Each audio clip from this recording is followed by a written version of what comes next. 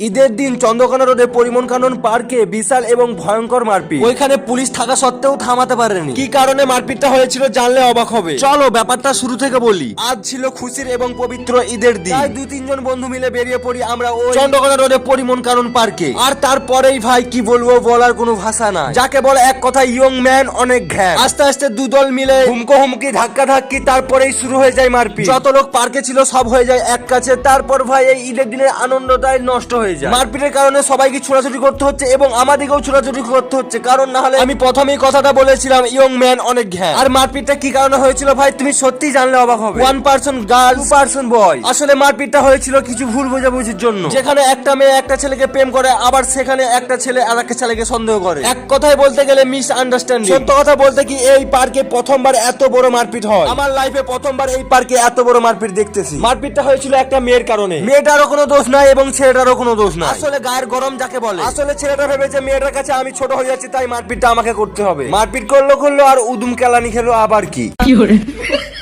যা শালা নিজেকে বড় দাবি করছিল, এত মার খেলো আরো বেশি করে বড় হয়ে গেল। যাই হোক বাদ দাও, ফলো করে নাও। নেক্সট ভিডিও ধামাকাদার আসছে। টেক কেয়ার ভাই।